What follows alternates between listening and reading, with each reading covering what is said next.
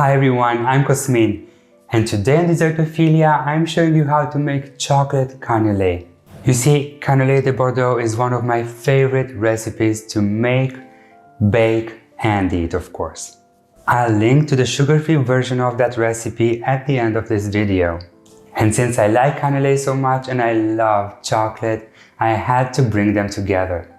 I chose to flavor them with Tonka and a very floral brandy, but you can also go with vanilla if you don't have any Tonka. And the brandy is entirely optional. The only special tool you're gonna need for this recipe is patience. While it's incredibly easy to make, it does take a bit of patience on your side. You have to let the batter rest in the fridge for 2 full days. So let's get to it. Those are 500 milliliters of full-fat milk, and to that I'm grating a Tonka bean.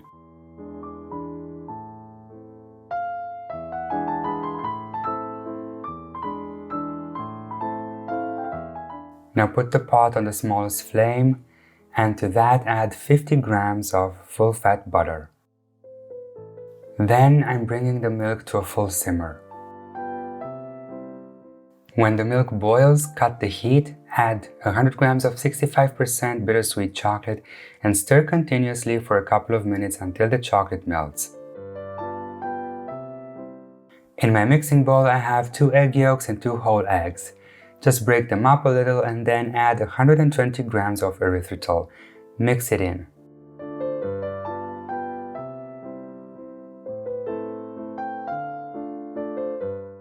Then sift in 100 grams of all-purpose flour and 20 grams of Dutch processed cocoa powder.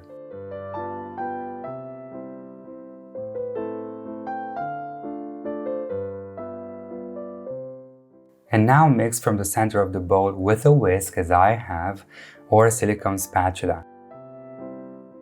If you use a whisk, you'll see that the dough clumps up in the whisk. But don't worry, as you add the hot milk, it loosens up. Add the hot chocolate milk in several additions. And if you still have a small dough ball in your whisk, just push it out with a spatula and continue mixing for a minute or so. It will loosen up, and you'll strain the batter anyway.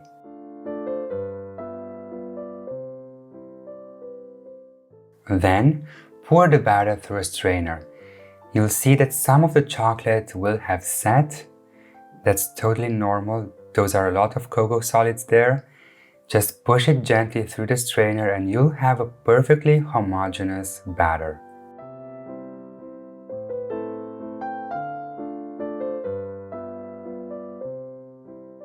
Finally, and totally optional, 50 milliliters of the finest brandy you have.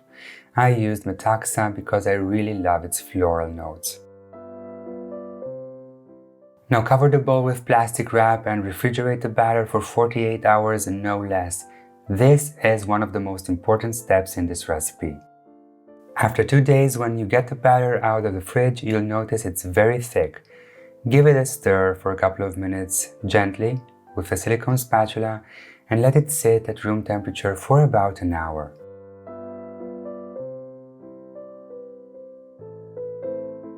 Then grease your cannelé molds with butter generously and fill them up to 70% with batter.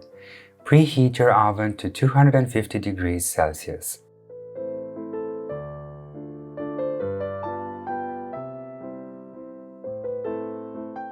Bake the cannelé at 250 Celsius for 15 minutes and then reduce the temperature to 180 Celsius and keep them in the oven for another 50 minutes. Unmold them as soon as you can handle them. If they cool down in the tin, they'll be almost impossible to remove without ruining. Let them cool down to room temperature and then slice them in half just to see the perfect job you've made.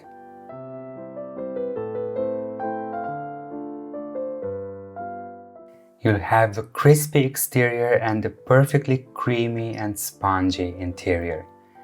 Dig right in.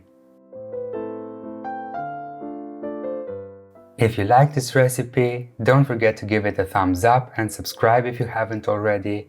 And I'll see you next time, Dessertophiles.